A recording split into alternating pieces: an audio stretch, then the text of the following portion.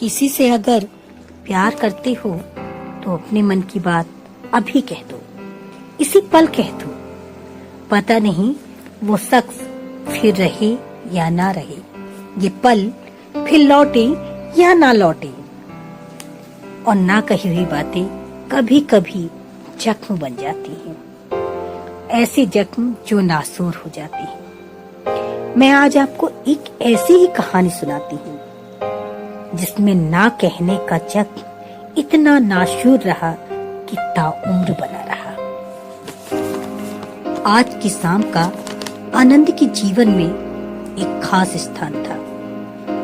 आज उसकी रचना काश ऐसा होता के लिए उसे सम्मानित जो किया जा रहा था। मंच के बीच में खड़ी उसकी जीवन साथी मुस्कान इसी रचना का एक अंश पढ़कर सुना रही थी।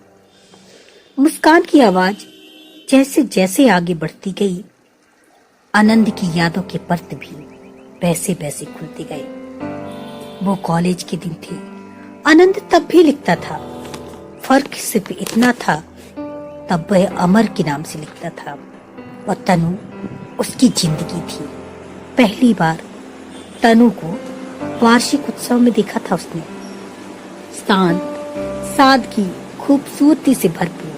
सच, पहली बार कोई चेहरा उसे इतना प्यारा लगा था। अपने में खोई हुई तनु किसी किताब को ध्यान से पढ़ रही थी। यकीन हो गया था अमर को किताबें पढ़ने का शौक है, ये बात तो समझ में आ गई थी। पर आश्चर्य तब हुआ जब उसे ये पता चला तनु उसी की किताब को पढ़ रही थी। तनु के मंच में जाते ही उसकी वजह भी आनंद को समझ में आ गई। आज के युग के सार्थक विचार में उसने अमर के लेखों की जमकर तारीफ की। आनंद अपने हर लेख की इतनी खूबसूरत समीक्षा सुनकर मुस्कुरा रहा था और सोच रहा था कि समझ में नहीं आया किस बेवकूफ ने कहा था सुंदरता और दिमाग एक साथ नहीं मिलते। शायद उसने तनु को नहीं देखा होगा, वरना इतनी सुंदर लड़की उससे मिल जाती। खैर, वो तो आनंद नाम का ही रह जाता। उसने सोचा कि जाकर तनु से बात कर ली। तनु भी मंच से नीचे उतर कर आ गई थी, बस पर हिम्मत नहीं हुई। लेकिन रास्ता तो ढूंढना ही था। मजबूरी ने उसे भी मंच के बीच में लाके खड़ा कर दिया। बोलने के लिए उसके पास कुछ नहीं था, तो अपनी ही बुराई उसने शुरू कर दी। अमर के हर लेख की वो धज्जियां उड़ाई उसने कि पूछो ही मत। अजीब पागलपन था, अपने ही मुंह से अपनी बुराई कर रहा था। लेकिन प्यार तो अच्छों को निकम्मा कर देता है। खैर, उसका अनुपात तो अभी छोटा ही था। इतना होने के बाद तो तनु ने उसकी तरफ देखा भी नहीं। कॉलेज के दूसरे दिन तनु ने अमर की लिखी एक किताब आनंद को पकड़ा दी। कहा, पढ़ लीजिएगा, शायद आपकी सोच बदल जाए। बात में आकरा था पर चेहरे में गुस्सा।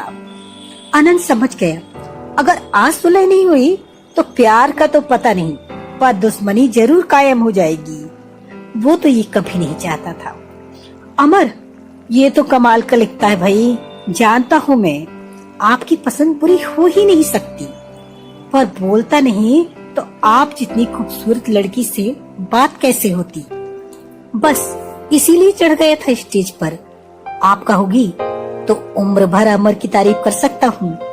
मेरी बेवकूफी पर हंस पड़ी तनु।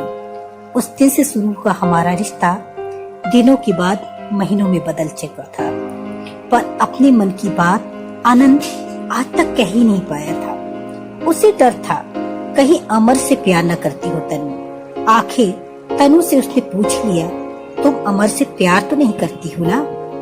आनंद, पसंद में अगर प्यार मिल जाए तो सबसे बड़ी खुशी होती है, पर दुनिया में बहुत सारे लोग ऐसे होते हैं जो पहले प्यार करते हैं, बाद में पसंद उनकी वही बनती है। हाँ, मेरा मानना ये जरूर है, जिस इंसान की पसंद ही उसका प्यार हो, वो इस दुनिया का सबसे खुशनसीब इंसान होगा। आनंद का जी चाहा अभी तनु को अपनी बाहों में ले ली और उससे कहे, इस दुनिया की सबसे खुशनसीब इंसान तुम ही हो तनु।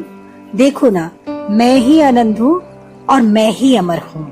पर इतनी खास खुशी को वो किसी खास से दिन कहना चाहता था, इसलिए उसने बात अधूरी छोड़ दी थी। आज आनंद की सगाई का दिन था